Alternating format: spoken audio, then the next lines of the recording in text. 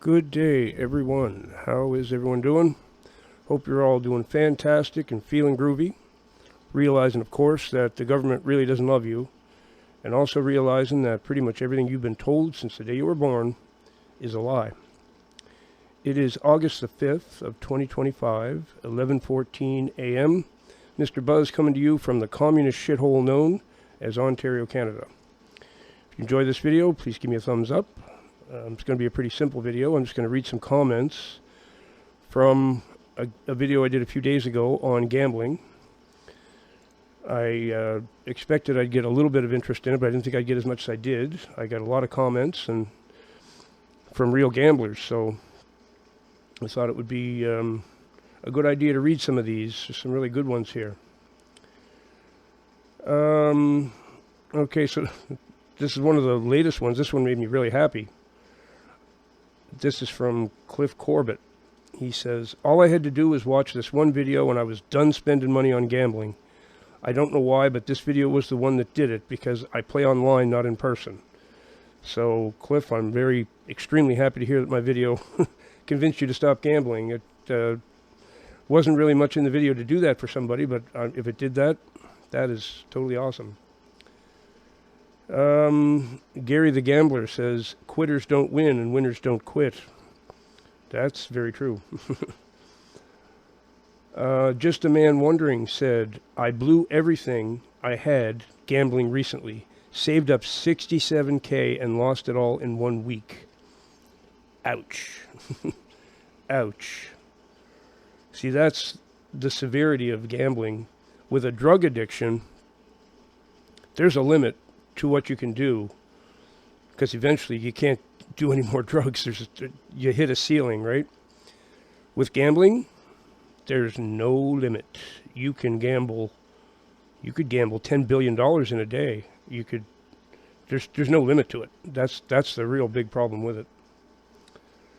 And the same guy also said, "Subscribed off the first message, the government is a lie." You like my intro, so thanks for that comment.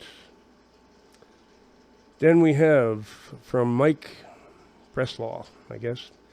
"Your video popped on my feed, so I was curious. Anyways, I am a compulsive gambler. I have gambled my whole life, and I have lost in excess of $2 million. Ouch. Maybe more. Millions of hands of blackjack in my early 20s, which was in the mid-80s. I started making big money. The combination of the two was a disaster in the making. I was making so much that I lost $20,000 or $30,000 in a weekend in Vegas." Wow. Wow. I mean, that just breaks my heart to hear things like that. There's so many people in this situation. People don't realize how common this is because people keep it secret, right? There's a lot of people doing this. Michael Mew says, "Gambling ruined my life. Started 50 years ago. Haven't been able to stop. Like crack cocaine. Got 260K had 260K and lost it all in 4 months. Most in the stock market." There's another form of gambling I didn't mention in my video, but the stock market is totally gambling. That's exactly what it is. Just a little different form. It's called investing, but it's gambling. It's the same deal. Jonathan says, "Just quit after 3 years of being a gambling addict. Each day gets easier. Remember why you stopped in the first place, to keep you away." Yep. Congratulations if you got some time in that you're not doing it. That's good. Keep it up. Don't know how to say this username. Fails Choop or something like that. Says, "Online is the most dangerous one. I win 13K, spent 9, try with 4K, eat it." I can't really understand that comment. That might be a bot. Not really sure about that one. Cloud919 says, "I'm from the UK. It's the machines that get you." I agree. Those are terrible things. "They put 5 of them in a bar. You get drunk and find yourself running to the ATM to keep playing." Yep, seen that happen. "Wake up, check your bank account, and it's all gone. Nightmare. I've lost thousands and thousands. So sick of it. Never have a chance to win. Well, like I said in my video, the odds are against you straight time. You're never going to gamble with the odds in your favor. It just, I mean, playing one-on-one cards with somebody, I guess you got a 50% chance. That's the only way you even have half a chance. Otherwise, whatever you're doing is probably, between a 15 and 25% chance of winning. That's all you've ever got. Order 6680 says, don't gamble on sports. Shit is rigged. Yep, that's for sure. Linda says, poker machines are so bad, I don't understand people who sit in front of them all day. Well, it's a disease. It's, it doesn't make sense to me either, but people are looking for their dopamine, and that's the way they like to get it, some of them.